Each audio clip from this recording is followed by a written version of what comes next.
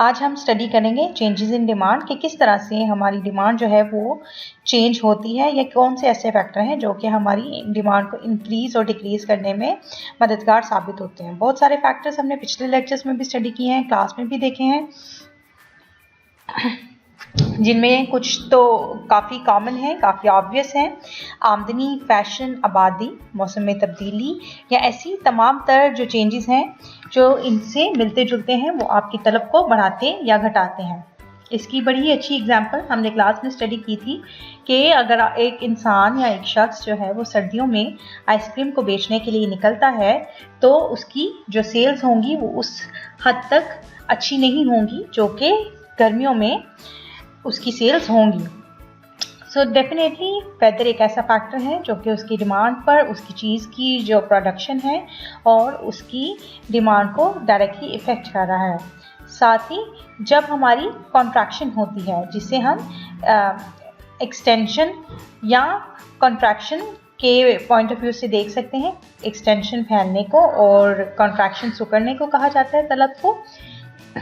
जब भी चीज़ों की कीमतें कम होना शुरू हो जाएंगी तो तलब इस लिहाज से बढ़ती चली जाएगी और अगर कीमतें कम होंगी तो डिमांड वाइस वर्सा चेंजेस हमें इंडिकेट करेगी। क्लास में भी हमने ये टेबल डिस्कस किया था जिसमें हमने देखा था कि जैसे जैसे कीमतों में कमी वाक़या होती है तलब में इजाफा होता चला जाता है। इस टेबल में आप देखें कि जब प्राइसेस 25 थी, 25 से 20 हुई तो डिमांड भी 2 से 4 हो गई। इसी तरह से 20 से 15 पर जब आई तो डिमांड रिस्पेक्टिवली बढ़ती चली गई। अगर आप इसको डायग्राम की शक्ल में सेम इंडिकेटिव्स के साथ ड्रॉ करेंगे तो आप ये देख सकते हैं कि हमारे पास नेगेटिव फॉर्म में एक डिमांड कर्व आ जाता है।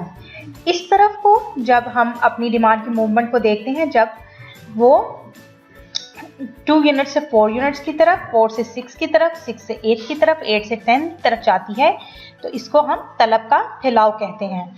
रिस्पेक्टिवली जब वो वापस सी की तरफ मूवमेंट को शो करती है, अगर हमारी प्राइसेस इंक्रीज हो रही हैं 5 to 10, 10 to 15, 15 to 20, 20 to 25 तो हमारी डिमांड भी इन द सेम कॉन्टेक्स्ट घटना शुरू हो जाती है। 8 to 10, 10 to 8, 8 to 6, 6 to 4 and 4 to 2। इसी तरह से जब मूवमेंट ऊपर की तरफ होगी तो वो सुकड़ाव होगा, मूवमेंट नीचे की तरफ होगी तो वो फैलाव होगा। अब हम लोगों ने ये देखना है कि किस तरह से तलब चढ़ती और गिरती है, यानी उनमें शिफ्ट्स किस तरह से आते हैं। अब आप यहाँ पर देखिए, कल मैंने आपको जो वीडियो शेयर की थी उसमें भी आप लोगों ने बखूबी देखा था कि किस तरह से डिमांड आगे की तरफ मूव करती है। जिस तरह से यहाँ पर भी आइसक्रीम की एग्जांपल दी गई है कि सर्दियों में इसकी तलब में क्योंकि बेजा इजाफा हो रहा होता है गर्म चीज़ों के लिहाज से। सिमिलरली जब गर्मियों में आपको गर्मी लगती है, आपका दिल चाहता है ठंडी चीज़ें खाने को, तो आप आइसक्रीम की जो कंजम्पशन है उसको इंक्रीज़ करते हैं। उसको इस टेबल में इंडिकेट किया गया है। यहाँ पर 2 रुपीज़ में सर्दियों में इसकी डिमांड 15 है, गर्मियों में इसकी डिमांड 20 है। दूसरे सिनेरियो में जब प्राइसेस बढ़ गई आइसक्रीम की, 2 से 4 हो गई तो सर्दियों में इसकी डिमांड घट गई, 15 से वो 10 पर आ गई और गर्मियों में ये 20 से 15 पर। उसका रीज़न यही है कि प्राइसेस क्योंकि बढ़ी हैं तो डिमांड में डेफिनेटली रिडक्शन आ रही है, तब्दीली आ रही है। जब भी हमने इस तरह का चेंज स्टूडेंट्स इंडिकेट करना होता है तो हमारी जो तलब है अगर बाहर की तरफ मूव करती है तो ये बढ़ना होता है और अगर अंदर की तरफ मूव करेगी तो ये उसमें सिकुड़ाव को इंडिकेट करता है। यहाँ पर वाई एक्सिस पर हमने आइसक्रीम की कीमतों को लिया है, एक्स एक्सिस पर हमने आइसक्रीम की डिमांड को लिया है। आप ये देखें कि जब 15 पर इसकी तलब में इजाफा हो गया, प्राइस उसकी 4 ही रही, लेकिन गर्मियों में ये जो वेदर चेंज की वजह से है, ये विंटर्स है और ये समर्स की डिमांड है। जब आप ये इनको इंडिकेट करेंगे जिस टेबल के लिहाज से तो आप देख सकते हैं कि जो सर्दियों की या जो विंटर्स की डिमांड है वो समर्स की डिमांड से पीछे इंडिकेट होती है। इस ग्राफ से एविडेंटली हमें नजर आ रहा है कि जैसे ही गर्मियां आती हैं तो आइसक्रीम की तलब में क्योंकि इजाफा हो जाता है तो हमारा कर्व जो है वो आगे की तरफ मूव कर जाता है। अगर आपने फॉल को देखना है तो आप उसी ग्राफ से भी उस फॉल को इंडिकेट कर सकते थे। सेम ही ग्राफ है, दोबारा रिपीट हुआ है।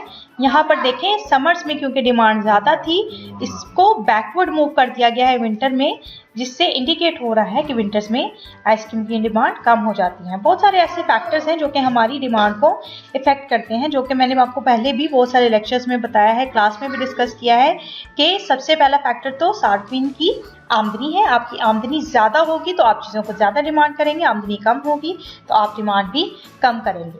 इसी तरह से फैशन को भी हमने पहले डिस्कस किया हुआ है कि फैशन या टेस्ट के लिहाज से भी लोग अपनी डिमांड को तब्दील करते रहते हैं।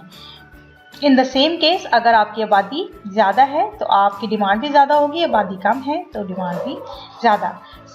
सेम केस में डिस्ट्रीब्यूशन ऑफ वेल्थ और सब्स्टिट्यूट गुड्स भी, जो हमने कल भी डिस्कस किया था, ये तमाम तर जो फैक्टर्स हैं वो हमारी डिमांड को अफेक्ट करते हैं। आपके तजारती हालात, बचत में तब्दीली, मिकदार ज़र में भी तब्दीली।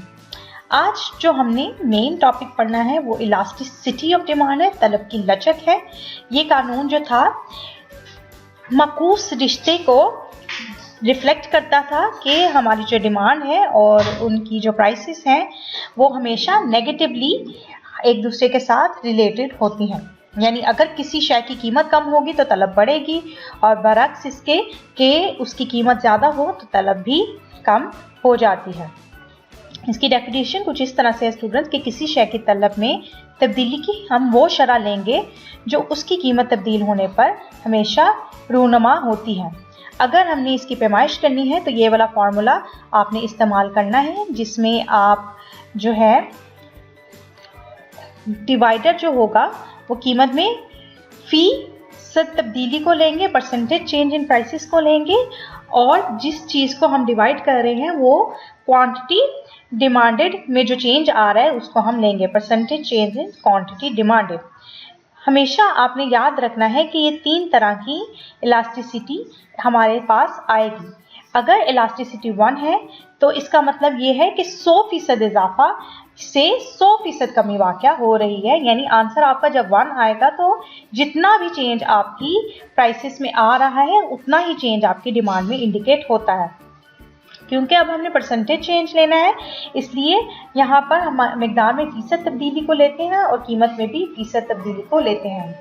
कीमतें जैसे ही 100% रिड्यूस हुई, 20 से 10 पर आ गई, तो तलब में भी देखें 100% इजाफा हो गया। अब हमने जब इसका 100% यानी 10 to 20 परसेंटेज चेंज जो है वो 100% आया डिवाइडेड बाय 100%, तो आंसर इज 1। यहाँ पर हमारी इलास्टिसिटी 1 आई। यहाँ पर आप देख सकते हैं जब हम इसका ग्राफ ड्रॉ करते हैं तो यहाँ पर जैसे ही 100% प्राइसेस में चेंजेस आते हैं 100% आपकी तलब में चेंज आ जाता है। इसलिए इसका ग्राफ कुछ इस तरह से बनेगा और तलब की लचक जो है वो हमेशा इकाई के बराबर होगी। दूसरा जो सिनेरियो है स्टूडेंट्स वो ये है कि इलास्टिसिटी ऑफ डिमांड जो होगी वो ग्रेटर देन 1 होगी। यहाँ पर देखिए आप 20 से जब 10 पर प्राइसेस आ जाती हैं यानी 100% इसमें कमी वाक़या हुई है। लेकिन एक और चीज़ आपने ऑब्जर्व करनी है कि यहाँ पर जो डिमांड है उसमें ज़्यादा इंक्रीमेंट आ गया है, यानी 100 से 10 से इसको 20 पर आना चाहिए था जबकि ये 30 पर आ गया है। यानी इसमें जो तब्दीली आई है वो कितनी है 200% और कीमत में तब्दीली हमारी 100% है।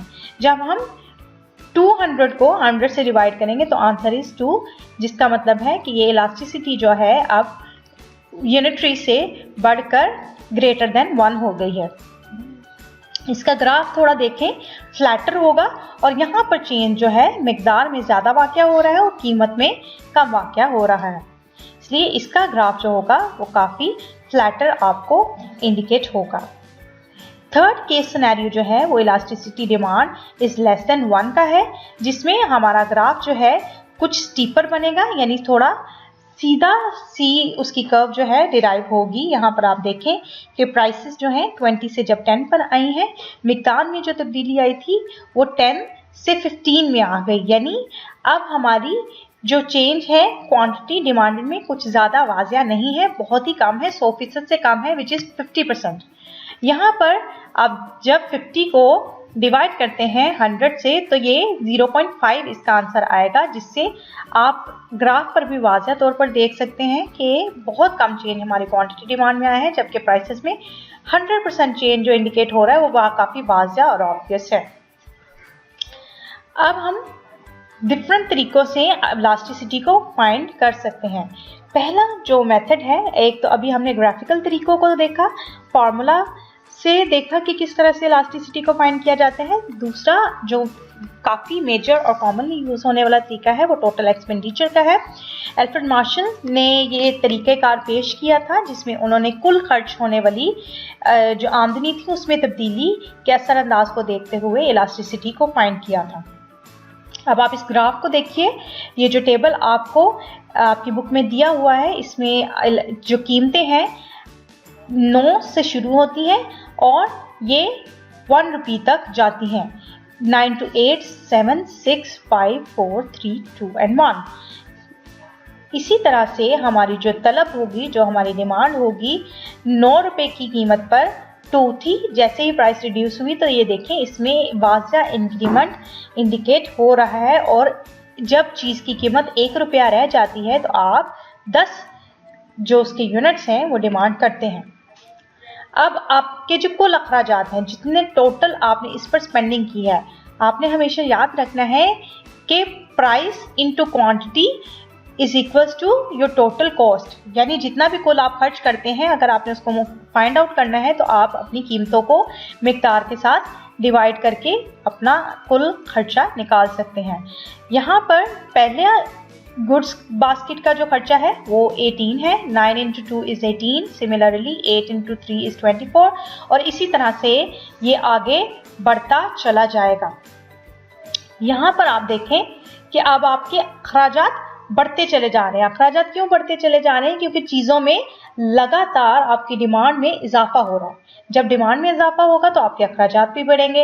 इस पॉइंट पर देखिए अखराजात बिल्कुल सेम है 5 और 6 पर, तो यहाँ पर आपकी इलास्टिसिटी क्या होगी? Equals to 1। ऊपर आपकी इलास्टिसिटी है ग्रेटर देन 1। इसी तरह से जब आप नीचे की तरफ आना शुरू होंगे तो यहाँ आपकी इलास्टिसिटी लेस देन 1 हो जाएगी, जो कि इंडिकेट क्या कर रही है कि आपकी इलास्टिसिटी अब इनइलास्टिक है, यानी अब आपकी डिमांड जो है वो प्राइस के किसी भी लिहाज से चेंज होते हुए आपको इफेक्ट नहीं कर रही। अब ये आपका एक डिमांड कर्व था जो कि इस गोशवारे के लिए डिराइव किया गया है। हमेशा जो पॉइंट सेम है वहां पर आपकी इलास्टिसिटी 1 होगी, ऊपर वाले जोन में ग्रेटर देन 1 होगी और नीचे वाले जोन में लेस देन 1 होगी। जो एक और मेजर कॉन्सेप्ट है वो पॉइंट इलास्टिसिटी का है। इसमें आपने ये चीज़ समझ लेनी है कि जो चेंज है दो नुक्तों के दरमियान या प्राइसेस और क्वांटिटी के दरमियान वो इतना माइन्यूट होता है कि उसको इग्नोर किया जा सकता है, या वो इतना छोटा होता है कि बहुत ही नॉमिनल लगता है। यहाँ ए से बी के दरमियान जो फासला आपको नज़र आ रहा है वो इतना अगर कम है कि उसे इग्नोर किया जा सके तो वो पॉइंट इलास्टिसिटी कहलाती है कि एक पॉइंट पर कितने यूनिट्स आपकी डिमांड में चेंज आ रही है with respect to the price. इसका जो फॉर्मूला है वो आप लोगों ने याद कर लेना है कि change in quantity divided by the change in prices multiplied by price divided by quantity is equals to the point elasticity या तलब की नुक्ती लचक हम इसको कहते हैं। क्योंकि ये देखें डेसिमल वैल्यूज में इसमें चेंजेस आ रहे हैं तो ये बहुत ही कम चेंज को रिफ्लेक्ट करेगी। अगर आप यही टेबुलर वैल्यूज़ को अपने फार्मूला में पुट करेंगे तो आपके पास ये आंसर्स आएंगे जो कि आपको अल्टीमेटली -1.05% जो चेंज है और नेगेटिव है मनफी रुझान की तरफ इंडिकेट कर रहा है, क्योंकि अब ये इसकी जो लचक है 1 से या इकाई से बहुत ही कम है, बहुत ही थोड़ी है, इसलिए इसको हम यूनिटरी इलास्टिसिटी कहेंगे। कॉसी लचक या आर्क की जो लचक है, आर्क इलास्टिसिटी जिसे हम बोलते हैं, उसको अगर हमारा डिमांड कर्व बहुत ही स्टीपर कर्व की शक्ल में हो तो हमने एक पॉइंट से पॉइंट बी से पॉइंट ए तक का जो कर्व बन रहा है हमारे पास, उसको हमें फाइंड करना है कि पॉइंट ए से पॉइंट बी तक कितनी हमारी डिमांड है जो इसमें चेंज आया है। तो इसको हम जिस फार्मूला से करेंगे उसमें चेंज हम अपना लेंगे पॉइंट ए से पॉइंट बी तक। उसका फार्मूला थोड़ा सा डिफरेंट है, वो आप ध्यान से देख लीजिए कि तलब की जो कौसी लचक है जिसे आर्क इलास्टिसिटी भी कहते हैं, उसको हम Q0 minus Q1 divided by Q0 plus Q1 multiplied by P0 plus P1 divided by P0 minus P1 से फाइंड आउट करते हैं। यहाँ पर जो कुछ सिमिलर चीज़ें हैं वो देखिए कि P0 प्लस P1 दूसरी साइड पर हमने ऊपर लिया है, यहाँ पर हमने नीचे लिया है, यहाँ पर नेगेटिव वैल्यू ऊपर ली है, प्राइसेस की नेगेटिव वैल्यू नीचे ली है। अब आपको ये भी पता है कि ये Q0 जो होगा वो फर्स्ट आपकी क्वांटिटी होगा, Q1 चेंज्ड क्वांटिटी होगा जो कि आप बाद में डिमांड करते हैं। इसी तरह से P0 आपकी फर्स्ट प्राइस होगी और P1 आपकी सेकेंड प्राइस होगी आफ्टर द चेंज। यहाँ पर इस टेबल में आप देखिए कि P0 जो है वो आपके पास 10 है, P1 5 है, Q0 यहाँ 5 है, Q1 यहाँ पर 20 है। तो आप इसी तरह से अपने फॉर्मूला में वैल्यूज लगाते हुए अपनी आंसर को फाइंड आउट कर सकते हैं। अब जो लचक हमने अभी देखी है, इसकी हमारी ज़िंदगी में अमली अहमियत क्या है या इतनी इम्पॉर्टेंट ये क्यों है कि हम इसे स्टडी कर रहे हैं। पहली चीज़ तो ये वज़ीर ख़जाना जो हमारे फाइनेंस मिनिस्टर हैं उसकी रहनुमाई करती है कि किस तरह से वो इकोनॉमिक पॉलिसीज़ को इमेंड करें या मुल्क के अंदर कितना टैक्स लगाएं जिससे ख़रीदारी भी कम ना हो और इकोनॉमिक एक्टिविटी भी चलती रहे। साथ ही जो मोनोपोलिस्ट हैं उनकी रहनुमाई करती है कि वो कितना अफोर्ड कर सकते हैं प्राइसेस में चेंज को, क्योंकि प्राइसेस डायरेक्टली इफेक्ट करेंगी डिमांड को, इसलिए इजारादार हमेशा अपनी प्राइसेस को इतना तब्दील करता है जितना वो अफोर्ड कर सके। सनतकार जो है हमारे, उनकी रहनुमाई करती है कि किस तरह से वो अपनी प्राइसेस में ज़्यादा से ज़्यादा नफ़ा कमा सकते हैं, उनका तयन करते हुए। प्राइस डिस्क्रिमिनेशन में भी, प्राइस डिस्क्रिमिनेशन जो होती है वो कुछ इस तरह से होती है कि एक ही शख्स, जैसे आप डॉक्टर के पास जाते हैं, वो हर मरीज़ को अगर डिफरेंट प्राइस चार्ज कर रहा है तो वो प्राइस को डिस्क्रिमिनेट कर रहा है, अपने लिहाज से चेंज कर रहा है।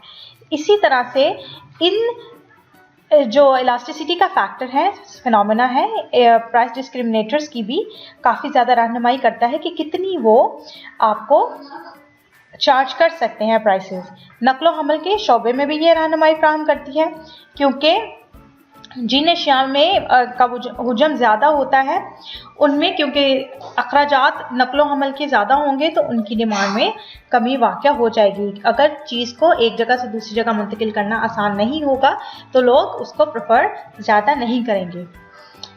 जो आज का लेक्चर है हम यहीं पर वाइंड अप करते हैं।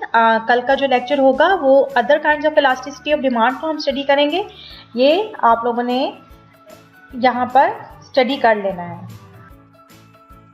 आई होप स्टूडेंट्स आपको आज का लेक्चर अच्छा लगा होगा और आपको समझ भी आई होगी। अगर आपके किसी भी किस्म के कोई सवालात हैं या आपको लेक्चर में कोई कन्फ्यूजन है तो कमेंट बॉक्स में अपने क्वेश्चन ज़रूर लिखिएगा ताकि मैं उनको आंसर कर सकूं। साथ ही साथ आप डिस्क्रिप्शन को भी ज़रूर देखिएगा क्योंकि उसमें बहुत सारे यूज़फुल लेक्चर्स के लिंक मैंने शेयर किए हुए हैं ताकि आप उन लेक्चर्स को भी विज़िट करें और मज़ीद सीख सकें। अल्लाह हाफ़िज़।